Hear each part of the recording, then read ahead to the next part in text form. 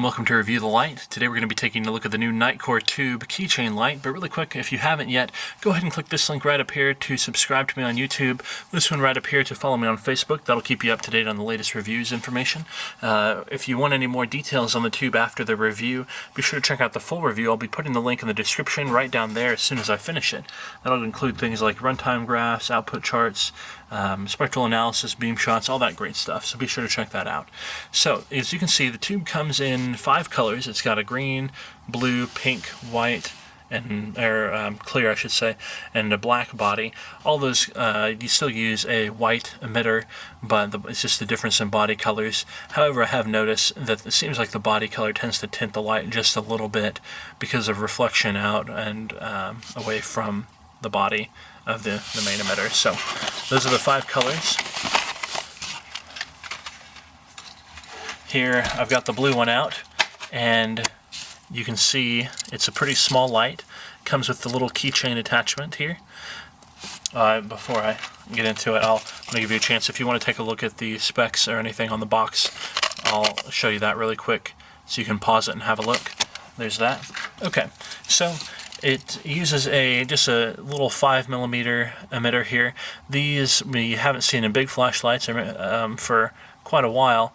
These were, I guess, the standard back when we didn't have the new high efficiency larger emitters that we have now, but they still are good for little keychain lights just because they're so small and really cheap. So I believe for a while the tubes were running for just $5. It might be up to more now. I think that was a special promotion, but these are able to be a lot cheaper because they use that simple emitter. So taking a look at it here, as I mentioned, it comes with the little keychain rings, and they attach to this little triangle point here at the tail.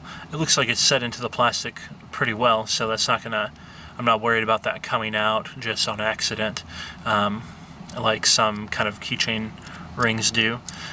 Obviously the bodies are made out of plastic, so it's not going to be as sturdy or durable as if it were metal, but again, it's lighter and cheaper than using a metal there, and it also just kind of gives the option of getting to see inside, which is fun.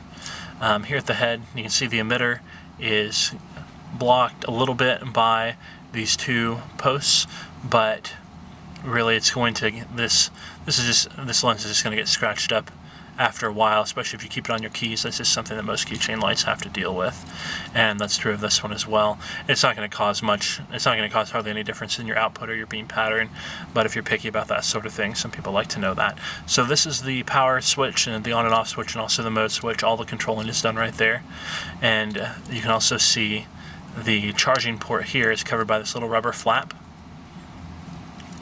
That little rubber flap should keep most moisture out.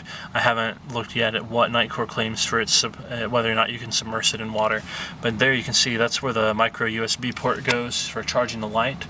And if I will grab the micro USB I have sitting around here. Here we go.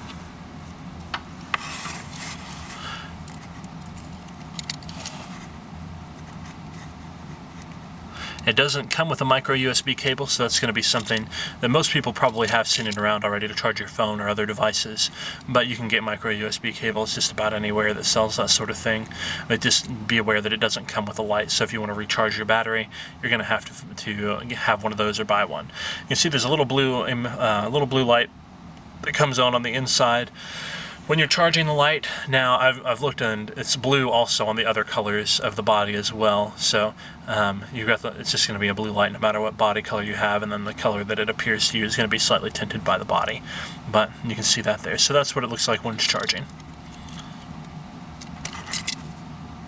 And that is, let me point out, the main feature that I really appreciate about the tube by Nitecore is that it's rechargeable in this size. So most keychain lights that you have this size are going to run off of little coin cell batteries, which are not rechargeable and can be pretty expensive unless you buy them in bulk from someplace online. So the fact that this is going to be rechargeable by the standard micro USB cable is just a huge thing for such a small light that I really like to see. So once you've got it charged up, it comes pre-charged, but if you need to charge it up, there you go. And then to turn it on, you just do a single click to that switch. You can see it turns on here. It's fairly dim to begin with, and this is its lowest mode, I believe 1 lumen. So when you just turn it on and off regularly, it just comes on in the low mode to start with. And you can see there, this is a complete flood beam pattern, goes in all directions. And then if you want to get to straight to the high mode, you can do a double click. And there, I'm in the high mode now. You can see I've got a lot more output, and it's a lot brighter. So that's, I believe, about 45 lumens, which is pretty bright for a little keychain light, especially running off of a 5mm emitter there. So single click goes to the low, if you click it a second time it goes into high, and then at any time while it's on, if you hold down on the switch, we go into this ramping of the brightness. So you can see it's, they call it infinitely variable. It's got a whole bunch of steps in between 1 and 45 lumens that it ramps through, and anytime you release the switch, and that's the output that it'll stay at. So if you want to look at it on my hand here, get a better look. That's the ramping. And again, you can just release it at any time and get the exact output that you want. So that's the operation of the Nitecore tube, and stick around for just a second and we will take it outside and give it a shot in the dark. Alright, welcome back to Review the Light. We've got the new Nitecore tube out here in the backyard, and we'll see how she runs. So I'll go ahead and turn it on. Here it is in the low mode, and you can see the body of it is a lot illuminated by backlight there, so it just looks pretty neat out here in the dark. My boys have one of these, each of them have one of these, and they're tied on a string, and they like to swing them around in circles, so they have a great time with that. And so this is a low mode. Obviously, can't really see much in the garage with that. I can kind of tell with my eyes that it's being illuminated, but I can't really see much else. So it's obviously the lowest mode is for a lot more up close work. And then if I give it 2 clicks, here I am in the maximum output, and you can see Hercules is out here helping me tonight. So the beam is looking very bluish on the camera, and it's also looking bluish to my eyes. I'm not sure if that's all, I mean, obviously it's not completely from the light, from the emitter. Some of that's going to be from the from light bouncing out of the blue casing. So I'm going to be interested to see some of the other colors, the other color casings, if the light takes on that tint that much. It's a little more blue tint even than I expected.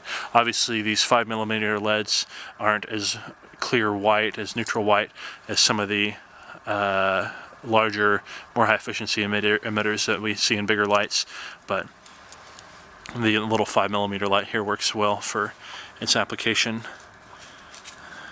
So you can see very floody, obviously, because there's not any reflector whatsoever. We just have the light sticking out. And then if I'm holding down on it here, we'll see if we can get it to ramp through the brightness modes. I'll put my hand out here so you can see, even when it's dim. You can tell the ramp is fairly fast, but there it goes, just from low to high and then back down. Ramping through, and I can stop it at any point I want and just stay there.